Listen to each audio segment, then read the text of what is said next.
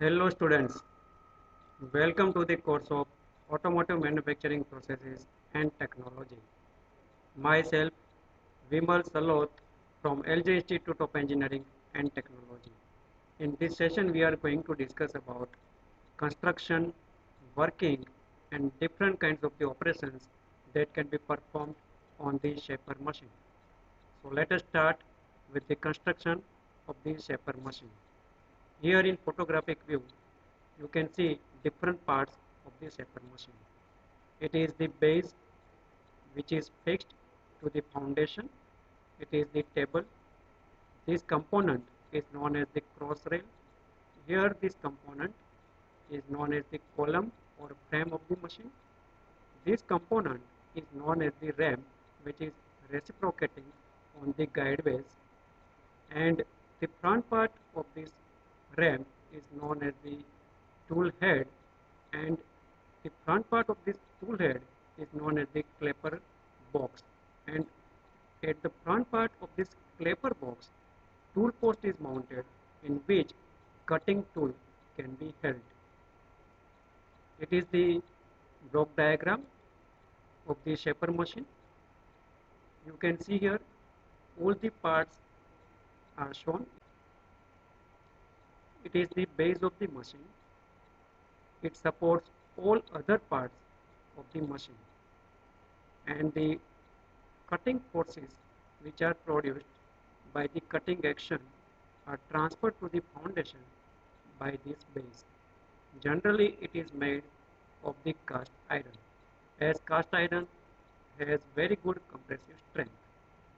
This part is known as the column, and it houses or it contains the driving mechanism for the ram.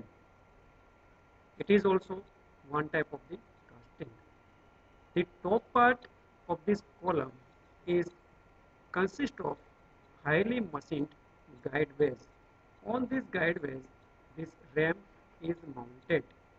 This component is known as the ram, and it is moving in a reciprocating manner. So here on this column guideways, this ram is reciprocating, and this reciprocating movement is provided by the mechanism which is housed inside this column. We will see in details about this mechanism also. The front part of this ram is consisting of tool slide, and tool slide has this base which is swiveling base.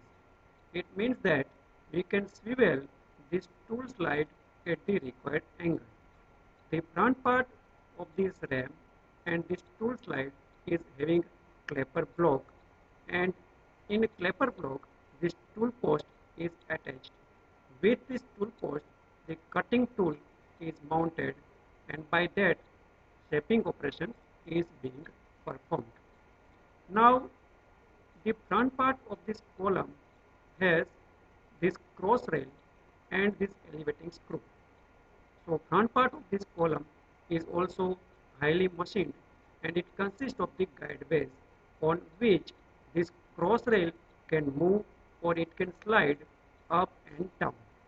And on this cross rail table is mounted. So table can be provided the feed motion according to the requirement. Directly workpiece can be mounted on this table, or machine wise can also be mounted on this table if workpiece size is smaller. If workpiece size is smaller, then it is necessary to mount it or to hold it securely in the machine wise. This table can be moved up and down by this elevating screw or shaper machine. Now let's see the crank and slotted link mechanism of the shaper machine, or let's see how this ram is provided this reciprocating movement. For shaping operation, the workpiece is held on the machine table, and the cutting tool is held in the tool post, and the cutting tool is provided the reciprocating movement by the ram. So this ram is reciprocating. Here two arrows you can see. Here this red arrow indicates the forward stroke, and this arrow, green arrow, indicates the backward stroke. During forward stroke, cutting action takes place, while during return stroke, it remains idle. So the cutting tool will not be in contact with the workpiece when it is having the return stroke. Cutting action takes place only during the forward stroke. Let's see how this mechanism works. So you can see here it is the driving pinion and it is driven by the electrical motor. So it is high speed, and in mesh with this driving pinion you can see it is a large size of the gear, so it is known as the bull gear. So it is a bull gear in mesh with this driving pinion. So by this type of gear train we can reduce the speed. So bull gear will rotate comparatively at a smaller speed. This link is known as the slotted link or slotted arm. One end of the slotted link is fixed to the bottom of the column, and another end of the slotted link is attached to the ram, as you can see here in this diagram. As it is slotted link, there is one sliding block inside this link and it is attached to the crank pin. The crank pin radius can be adjusted as per the requirement. Whatever distance we are adjusting here for this crank pin, that would be depend on the requirement of the stroke length and the workpiece. Here you can see it is a hand wheel for adjustment of the position of the ram, and it is the clamping lever. So what happens in case of this crank and slotted link mechanism, when this bull gear is provided the rotary motion, as this sliding block slides inside this link, it is provided the oscillating motion and its one end is attached to this ram. So ram is obtained reciprocating movement on the guideways of the column, and by that way cutting tool is provided the reciprocating movement. Now why it is known as the quick return motion mechanism? As we discussed, the forward stroke is the cutting stroke in which cutting action takes place, but in return stroke no cutting action takes place. That's why it is known as the idle stroke.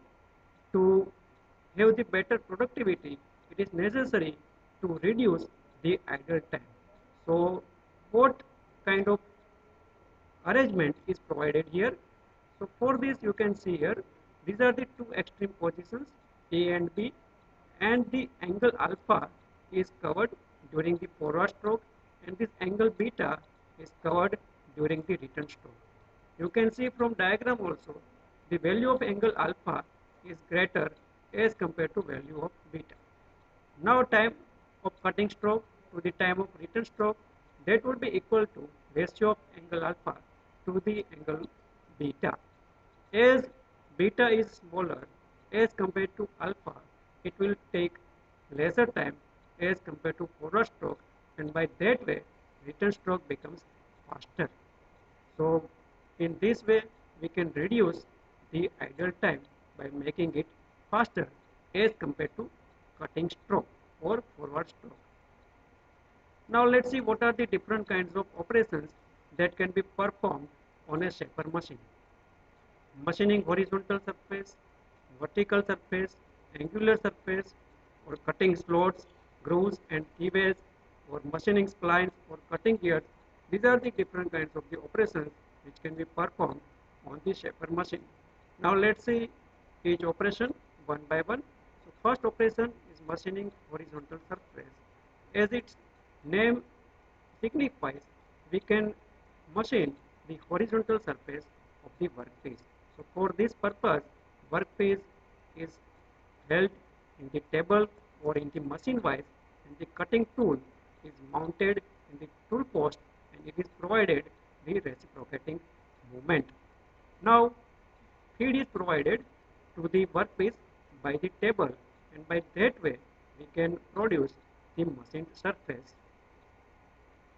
Next operation is machining vertical surface. So for this purpose, here we can adjust the position of the cutting tool by the apron, and it can be swiveled as per the requirement, and feed is provided in this direction. So this surface will be machined vertically and the vertical surface is produced. Next operation is angular surface, machining the angular surface. So for this kind of operation, apron is swiveled in either direction at the required angle, and it is the direction of the feed. You can see here how this angular surface is being produced by shaper machine. Another operation is cutting slots and keyways. We can cut external keyway or internal keyway also. For external keyway, we have to securely mount the workpiece in the work table, and the cutting tool is provided the reciprocating movement as similar as it was being provided in case of the machining horizontal surface. In case of internal keyway, take the cutting tool, and by adjusting the position, now it will be given the reciprocating movement. So inside this hole, we can produce the keyway. So for this purpose, it is necessary that workpiece should have the previously drilled hole in which we can produce the keyway. Next operation is machining splines or cutting gears. So for this purpose, it is necessary to have the attachment of indexing plate and indexing pin. So now in this case, the workpiece is held in between two centers, and the workpiece is provided the rotary motion with the help of the indexing plate and indexing pin. At the end of the cutting stroke, it should be rotated by the amount which is calculated by the indexing mechanism, and at the same distance all the teeth are being produced. So in that way we can also cut the gears on the shaper machine. So these are the different kinds of the operations which can be performed on shaper machine.